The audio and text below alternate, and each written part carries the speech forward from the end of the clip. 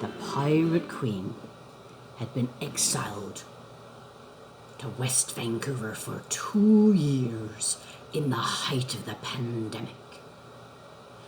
And in this new community, the only person she was allowed to see, or could see, was her toxic ex. Now, she'd broken up with him for a reason, but what she didn't know was that he wasn't just a problem. He was what's called a psychic or energy vampire. This is not Hollywood's coming at you with the long teeth. This is a psychological term. They can suck the life right out of you. They can give you heart attacks, even. And this man, and the circumstances of living with all the very rich, what she called icicle people, had nearly sucked the soul right out of my granddaughter. But I had something in reserve. I knew she was a pirate deep down, and all it would take would be a little nudge. But I'll let her tell the rest of the story herself.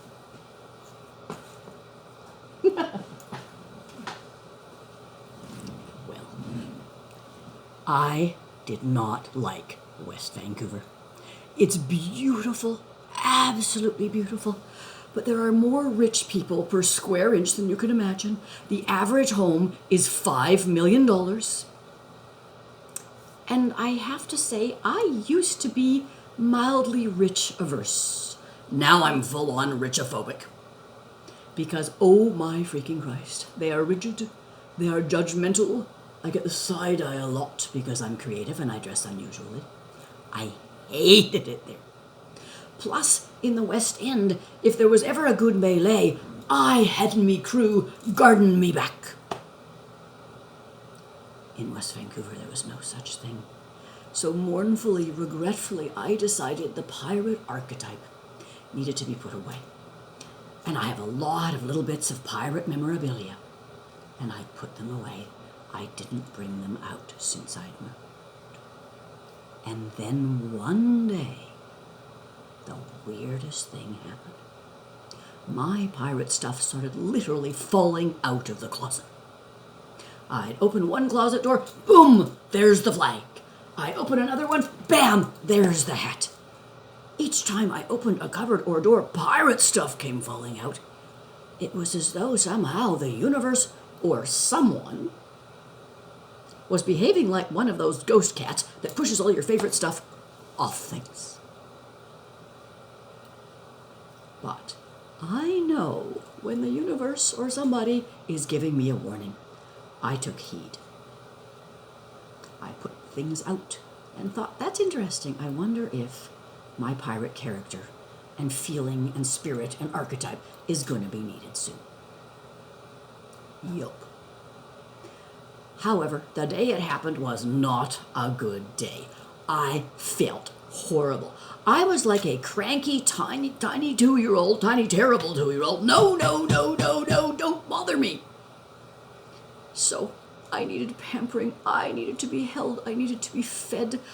Bottle fed would have been nice, with all my favorite foods. A nice smoothie, perhaps. I needed my little head patted, and I needed to be gently put to bed and tucked in. That doesn't happen often enough as an adult. You can't advertise for that on Tinder. So, instead, I did the second best thing. I staggered down the hill, feeling horrible. I had a tummy ache. I had a backache. I wanted to be pampered.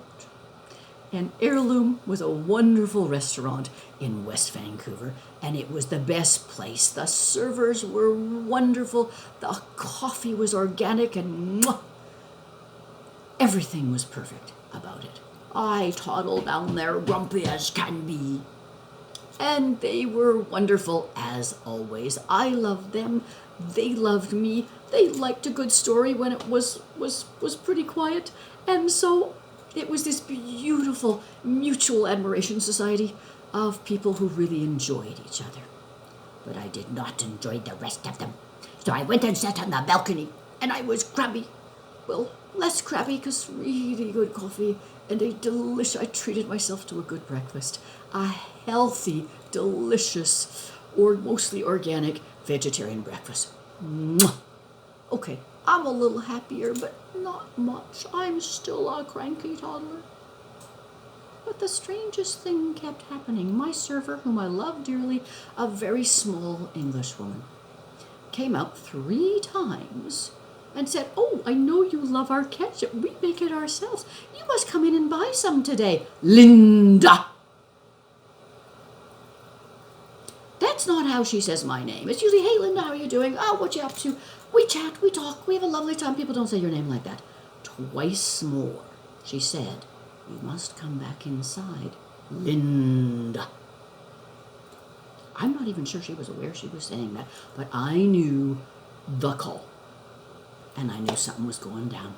And I rather suspected from all the pirate crap that had come out, sorry, not crap, wonderful memorabilia of happy, happy times, that I was going to be needed.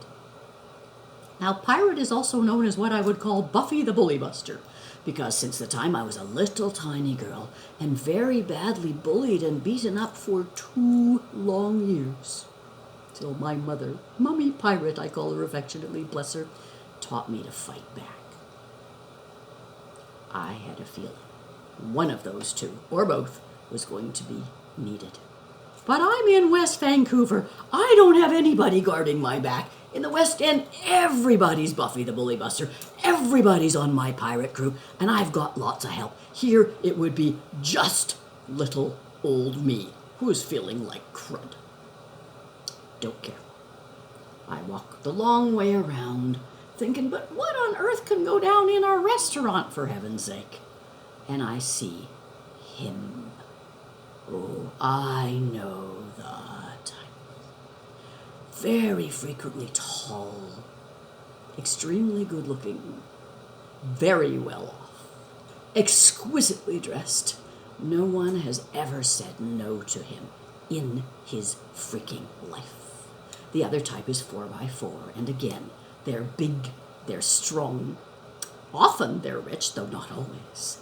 They can be female, usually they're male, and they also have a look I would call like an angry, vicious cat.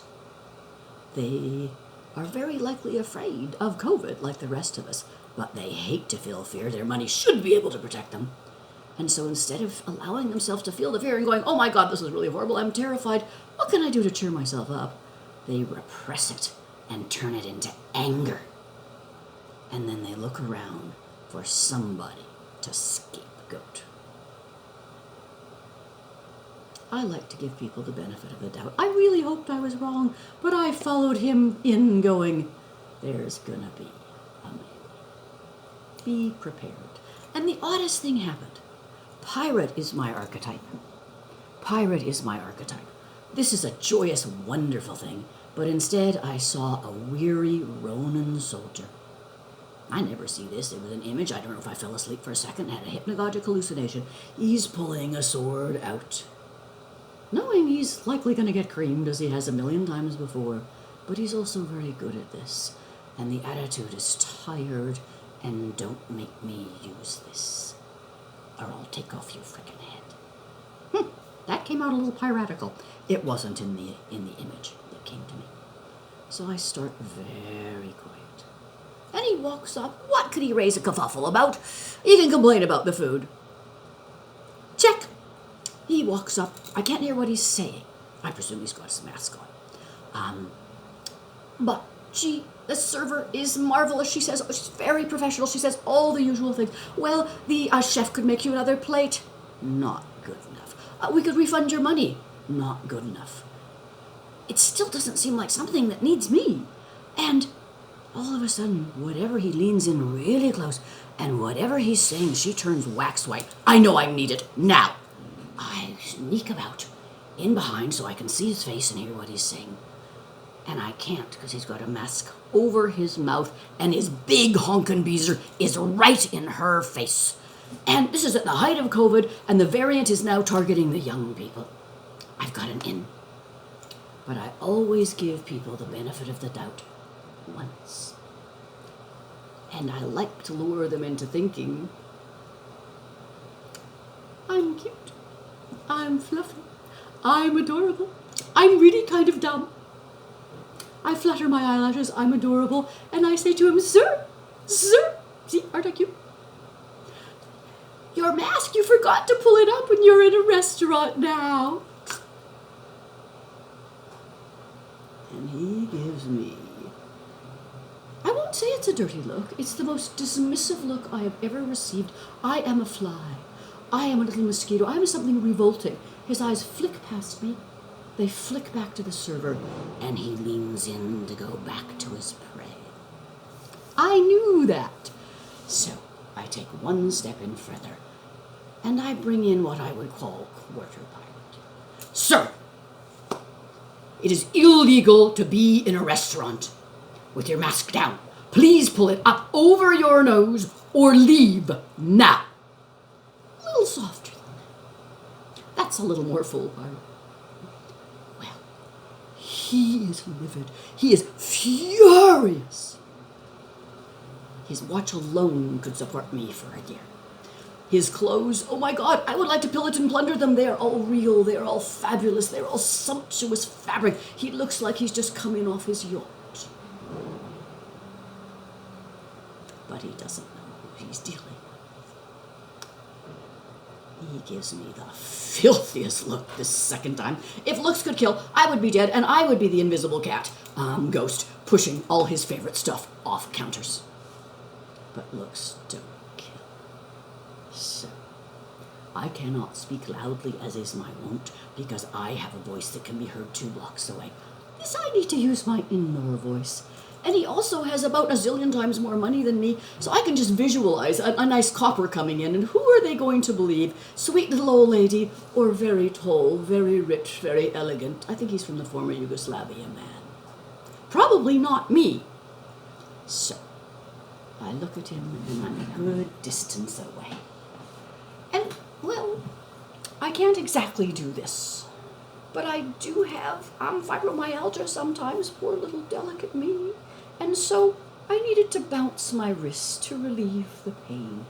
And I smile all over my face. I take 2 steps in, doing that with a soft laugh of, I'm going to enjoy a good melee. Bring that beezer a little closer, threaten me, buddy, and your ass is grass, and your nuts are in 2030. Sure enough, and I didn't say a word out loud. I just softly laughed and bounced these poor little aching hands of mine. And he looked like a cornered rat. He fled the restaurant. A little old lady stood up to him on behalf of a lovely human being, and he started to flee the restaurant. Now, I could tell he was like an unexploded bomb. He had a lot of pain or trauma or frustration or fear or anger. He wanted to find a scapegoat to harm. So I turned in my sister's little dog, Hedley, who was a wonderful little tiny rescue dog who thought he was a great big sheepdog. And I just herded him out the door. And oh, he was angry. I got that same if looks could kill thing. Still alive, not a ghost. And he looked at me and he stopped. A-hole, a-hole, a-hole. Well, a friend said I should have just said, you're not an a-hole, dear. You just have anger management issues. A good therapist could really help you with that. But being me and being a performer, I take on characters. I was given the pirate character, and I've loved it ever since. So I looked at him, and I could tell he sounded like he was from the former Yugoslavia, the same as my ex-boyfriend. And I looked at him and smiled all over my face and said, I'm Canadian. It's A to Z hole, buddy.